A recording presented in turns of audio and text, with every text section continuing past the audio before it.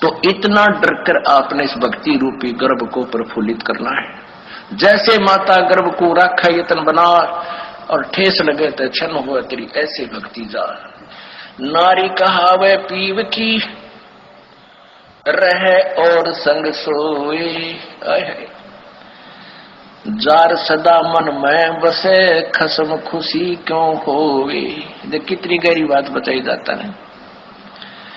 नार कहावे पीव की और कहते हैं रहे और संग सोए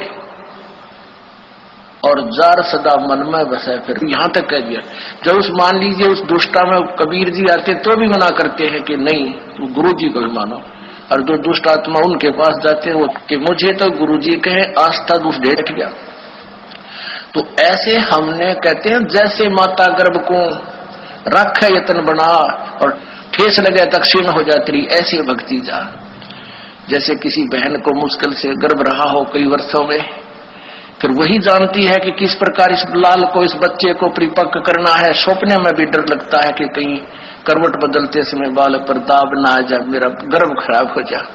कितनी चिंतित रहती है, ऊंचे नीचे पर पैर ना टिक जाए, भगवान कहीं खान पीन में ऐसी गर्म वस्तु ना खा लो जिससे मेरा बालक खराब हो जाए। तो इतना डर कर आपने इस भक्ति रूपी गर्भ को प्रफुल्लित करना है। जैसे माता गर्भ को राखा यतन बना और ठेस लगे तो क्षण हुआ तेरी ऐसे भक्ति जा। नारी कहावे पीव की रहे और संग सोए, जार सदा मन में बसे खसम खुशी क्यों होवे। देख कितनी गहरी बात बताई जाता है। नार कहावे पीव की और कहते हैं रहे और संग सोए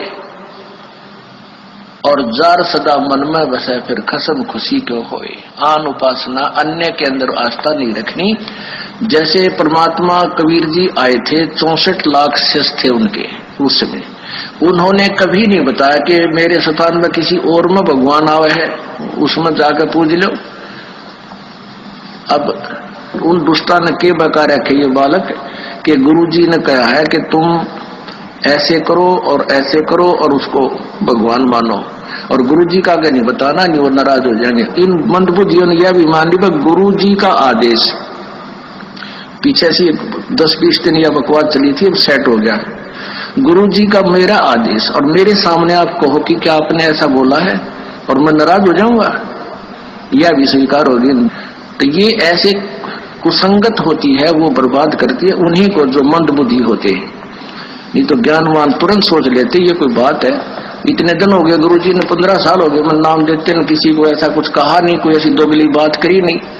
तो उन दुष्टों ने ऐसी चाल चली कि गुरुजी का आदेश बता दिया, सब बेचारे 10-20 ये उनके द्वारा बताएगी क्रिया करने लगे तो हमारे उसे खत्म हो गए भगवान के अकाउंट से। अब उनको पता लगा, सभी अपना क्षमा याचना कर रहे हैं। 10-20 खराब हुए थे फिर सेट हो गए, उनको नाम देखे।